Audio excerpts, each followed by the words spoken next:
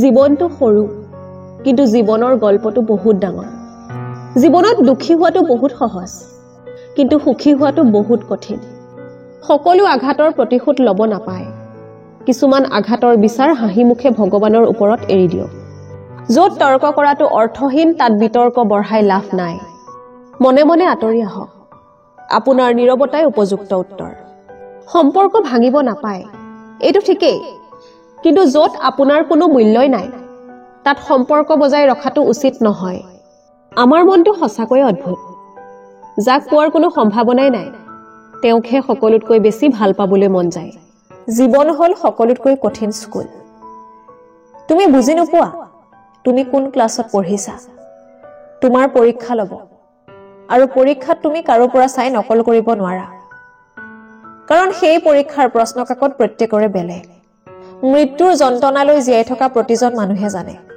নতুন বছৰ আৰু পুৰণা বছৰ বুলি ক'বলৈ একো নাই বছৰ পৰিৱৰ্তন হ'লে একো নহয় পৰিৱৰ্তন নিজৰ মাজত আনিব লাগিব তেতিয়াহে কিবা কৰা সম্ভৱ হ'ব এই পৃথিৱীত মানুহৰ আটাইতকৈ ডাঙৰ ভুল কি জানেনে কাৰোবাক বিশ্বাস কৰা কাৰোবাক ভাল পোৱা আচলতে এই ভুল মানুহে জানি বুজিয়ে কৰে এইখন সমাজত দুখী তেওঁ নহয় যি প্ৰতাৰণা কৰে এই সমাজত দুখী তেওঁ যিয়ে সৰল মনে সকলোকে বিশ্বাস কৰে মানুহৰ দৰে চেহেৰা হলে মানুহ নহয় মানুহ হবলৈ মনুষ্যত্ব অৰ্জন কৰিব লাগিব এজনী ছোৱালী বিয়াৰ পিছত তেতিয়াই সুখী হয় যেতিয়া তেওঁৰ স্বামীয়ে তেওঁৰ কথা বুজে মূল্যায়ন কৰে ভাল পোৱাটো আগত ৰাখে পৰিয়ালৰ আৰু অন্য মানুহ যেনেকৈ নহওক স্বামী ঠিক থাকিলে দাইল ভাততে হেপি কিছুমান মানুহে আপোনাক তেতিয়াই মিছ কৰিব যেতিয়া আপোনাৰ দৰে আৰু কাকো বিচাৰি নাপাব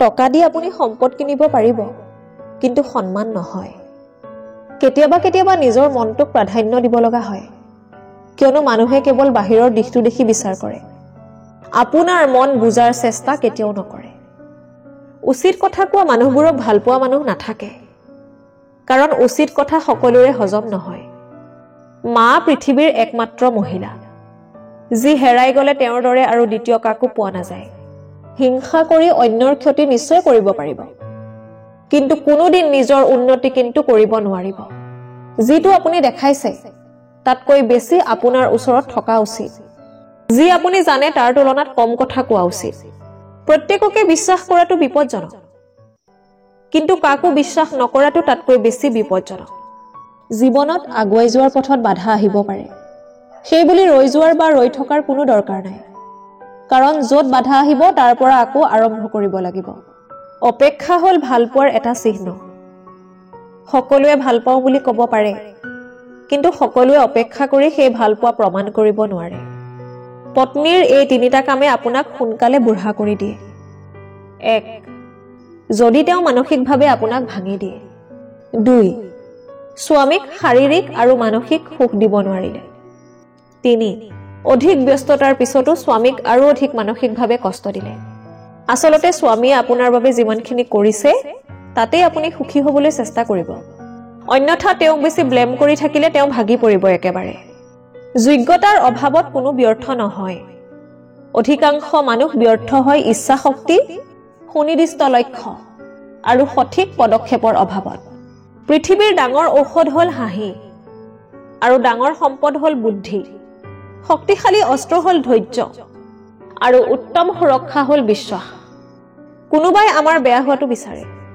সেয়া তেওঁৰ কৰ্ম আৰু আমি যাতে কাৰোৰে বেয়া হোৱাটো নিবিচাৰো সেইটো আমাৰ ধৰ্ম হোৱা উচিত শক্তিশালী সেইজন ব্যক্তি নহয় যিজন কুৎসিত আৰু কাজিয়া কৰিব পাৰে শক্তিশালী সেইজন ব্যক্তি যিজনে নিজৰ ক্ৰোধ নিয়ন্ত্ৰণ কৰিব পাৰে এই পৃথিৱীত কেতিয়াও কাকো অন্ধৰ দৰে বিশ্বাস নকৰিব নহলে পলে পলে আপুনি ধোকা খাব কথা ধৰি ৰাখিব পাৰিলেহে কথা দিব নহলে কাৰো লগত কথা ৰখাৰ মিছা অভিনয় নকৰিব নিজৰ ভুলৰ বাহিৰে মানুহে পৃথিৱীত সকলো বস্তুৱে বিচাৰি পায় স্বাৰ্থ অবিহনে কোনো কাৰো আপোন নহয় অলপ দেৰিকৈ হলেও সকলোৱে জীৱনত এই কথাষাৰ বুজি পায় সম্পৰ্ক ভাঙিবলৈ কাৰণৰ প্ৰয়োজন নাই আচৰণেই যথেষ্ট এই পৃথিৱীৰ আটাইতকৈ দুটা দামী বস্তু হ'ল বিশ্বাস আৰু অপেক্ষা বিশ্বাস সকলোৱে ৰাখিব নোৱাৰে আৰু অপেক্ষা সকলোৱে কৰিব নোৱাৰে। সময় সেইজনক দিয়ক যিয়ে আপোনাৰ সময়ৰ মূল্য বুজে, আৰু সম্পৰ্ক সেইজনৰ লগত ৰাখক যিয়ে আপোনাৰ গুৰুত্ব বুজে। লুকুৱাব পাৰিলে জীৱন সুন্দৰ, সেয়া কষ্টই হওক বা সুখ। কাৰণ মানুহে কষ্ট দেখিলে হাঁহি ঠাট্টা কৰে আৰু সুখ দেখিলে হিংসা কৰে। জীৱনটো সুন্দৰ অনুভৱ তেতিয়া হ'ব যেতিয়া নোপোৱাৰ অভিযোগবোৰ বাদ দি ভগৱানে দিয়াখিনিতে সন্তুষ্ট হ'ব পাৰিব। যিদিনা কোনোবাই কথা দি কথা নাৰাখিব সেইদিনা বুজিব বিশ্বাস মানে কি। যিদিনা কোনোবাই কথা দি উভতি নাহিব সেইদিনা বুজিব অপেক্ষা মানে কি। যিদিনা কোনোবাই হঠাৎ এৰি গুচি যাব সেইদিনা বুজিব ভৰসা মানে কি। যিদিনা হেৰাই যোৱা কাৰোবালৈ বাৰে বাৰে মনত পৰিব সেইদিনা বুজিব ভাল পোৱা মানে কি। 3 ধৰণৰ বুদ্ধিমান মানুহৰ পৰা দূৰত্ব বজাই ৰখাটোৱে ভাল। 1.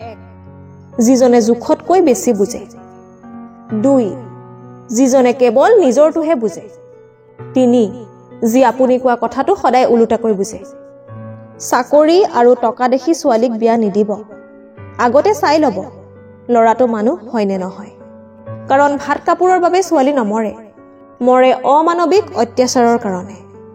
এটি সুখে মানুহক গোটেই জীৱন নহহুৱায়, কিন্তু এটি দুখে মানুহক গোটেই জীৱন কন্দুৱায়। সেয়েহে নিজৰ সুখৰ বাবে কেতিয়াও আনক দুখ নিদিব। এই পৃথিৱীৰ একমাত্ৰ স্বাৰ্থপৰ প্ৰাণী হ'ল মানুহ, যি নিজেই ভালে থাকিবলৈ আনক কষ্ট দিব পাৰে। পত্নীক সুখী ৰখাৰ 5টা উপায়। 1. পত্নীক গুৰুত্ব দিবলৈ চেষ্টা কৰিব। কাৰণ আপোনাৰ পৰা আপোনাৰ পত্নীয়ে অকণমান গুৰুত্ব বিচাৰে, কেয়াৰ বিচাৰে। কাৰণ দিনটো তেওঁ কৰা সংগ্ৰামখিনি আপোনাৰ এই গুৰুত্বই পাহৰাই পেলাব। 2. পত্নীৰ সৰু সুৰা সমস্যা বুজ ল'ব আৰু দুয়োজনে আলোচনা কৰিব। তেওঁক সান্তনা দিবলৈ বা সকাহ দিবলৈ চেষ্টা কৰিব। 3. পত্নীয়ে কৰা ছেক্ৰিফাইচসমূহ বুজিবলৈ চেষ্টা কৰিব। তেওঁৰ প্ৰতিটো ছেক্ৰিফাইচক সন্মান কৰিবলৈ চেষ্টা কৰিব। 4. মোবাইলত এনিটাইম বিজি নাথাকি পত্নীক সময় দিবলৈ চেষ্টা কৰিব। সুখ দুখৰ কথা ইজনে আনজনৰ লগত আলোচনা কৰিব। 5. পত্নীৰ পৰা কথা নুলুকুৱাব কেতিয়াও।